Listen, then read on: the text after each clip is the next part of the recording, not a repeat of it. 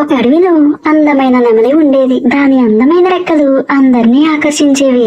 నెమలి దాని అందాన్ని చూసుకొని మురిసిపోతూ ఉండేది. ఆ నెమలి చాలా గర్వంగా ఉండేది. అడవిలోని ఏ పక్షులతో మాట్లాడేది కూడా కాదు. అదే అడవిలో ఒక కోకిల కూడా ఉండేది. కానీ కోకిల పెద్దగా ఆకర్షణీయంగా ఉండేది కాదు. కానీ పాటలు బాగా పాడుతుంది. కోకిల చాలా నిదానంగా అణుకువగా ఉండేది.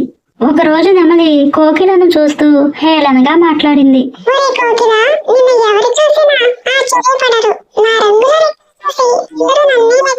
అప్పుడు కోకిల నవ్వుతూ సమాధానం ఇచ్చింది.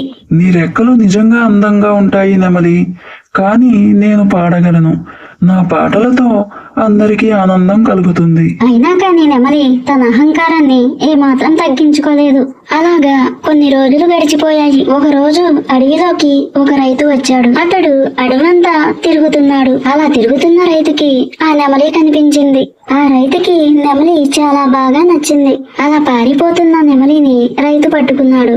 రైతు ఆ నెమలి దొరికినందుకు చాలా సంతోషించాడు. నెమలిని పట్టుకుని వెళ్తున్న రైతుని కోకిల చూసింది. కానీ కోకిల ఏమీ చేయలేకపోయింది. నెమలిని పట్టుకున్న రైతు తన ఇంటిలో పంజరంలో బంధించాడు. ఇక నెమలికి తన రెక్కలతో తిరగడం, ఎగిరిపోవడం ఏమీ సాధ్యపడలేదు. ఇక కోకిల మాత్రం స్వేచ్ఛగా అడవిలో ఎగురుతూ మధురంగా పాటలు పాడుతూ జీవించింది. ఈ కథ నీతేంటో తెలుసుకుందామా ఫ్రెండ్స్? బయటి అందం కంటే మనకి ఉన్న ప్రతిభే నిజమైన సంపద.